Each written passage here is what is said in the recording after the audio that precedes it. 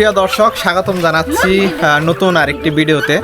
আজকের ভিডিওতে আমাদের খামারের বিস্তারিত আমরা ভিডিওতে তুলে ধরবো। আমরা খামারে আমাদের কত পিস মুরগি আছে, আমরা কি ধরনের খামারে মুরগির কি ধরনের খাবার দিচ্ছি এবং আমাদের মুরগি বর্তমানে কীরকম পরিস্থিতিতে আছে এবং কীরকম ডিম পারছে।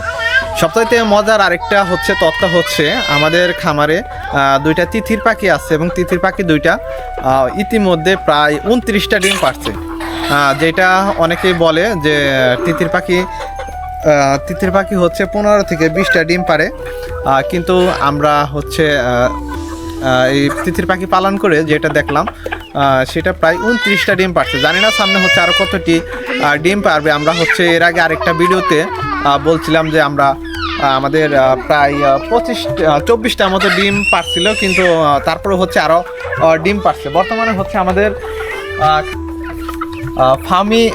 ফার্মি মুরগির বয়স বর্তমানে প্রায় 2 মাসের একটু উপরে হয়েছে এবং এগুলো 2 মাসের উপরে বয়স হয়েছে এবং এগুলো ডিম পাড়ার জন্য প্রায় 4 থেকে 5 মাসের মতো সময় লাগবে। আমরা যদি আমাদের ফার্মি মুরগিগুলো একটু ভালোভাবে দেখি, দেখেন ফার্মি মুরগিগুলো যেরকম সুন্দর এবং একদম সুস্থ সবল যেটা বলে সেরকমই আছে।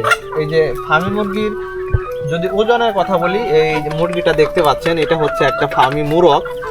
এর ওজন প্রায় 700 গ্রাম থেকে 800 গ্রামের মতো হবে এবং যে মুরগিগুলো আছে সেগুলোর ওজন কিছুটা কম হবে। এগুলো ডিমের প্রোডাকশনের জন্য আমাদের আরও 2-3 মাসের মতো অপেক্ষা করতে হবে।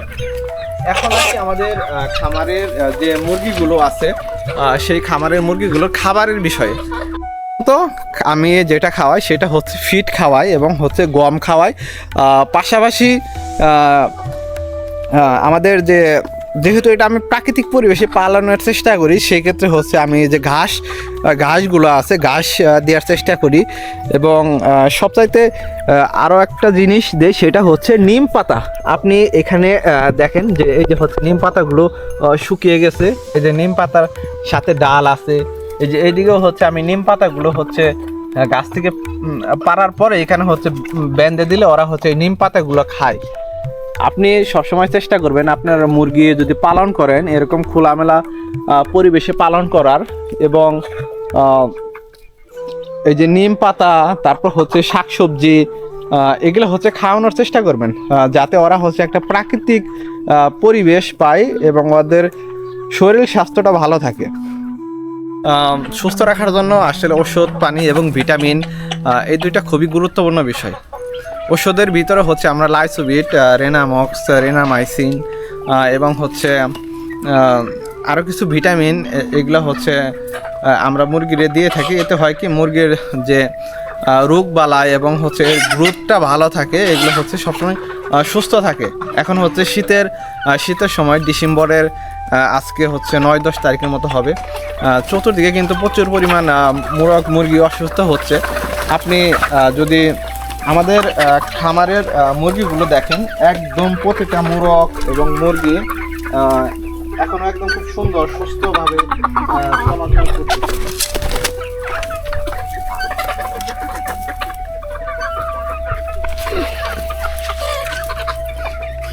এই আমাদের পুরো খামারের আপডেট। তো এখন পর্যন্ত সব কিছুই ভালো চলতেছে। আমাদের আরেকটা খামারের আরেকটা যেটা করছি সেটা আমরা আমাদের খামারের চতুর্দিকে আমরা এই যে এরকম নেট দিয়ে এরকম বেড়া দিয়ে রাখছি এবং তারপর এগুলো দিনের বেলা এরকম সুন্দর খোলামেলা একটা পরিবেশে ঘোরাফেরা করে এবং রাত্রে আমাদের এই যে ভিতরে যে শেডটা আছে সেই শেডের ভিতরে ওরা রাতে থাকে। এতে আমাদের হয় কি যে আমাদের যে খরচটা আছে ঘর দেওয়ার যে বিশাল একটা খরচের ব্যাপার সেইটা আমরা একদম অল্প টাকার ভিতরে শেষ করতে পারছি। তো ধন্যবাদ সবাইকে ভিডিওটি দেখার জন্য। পরবর্তী ভিডিও দেখার আমন্ত্রণ রইল। সে পর্যন্ত সবাই ভালো থাকেন, সুস্থ থাকেন। আল্লাহ হাফেজ।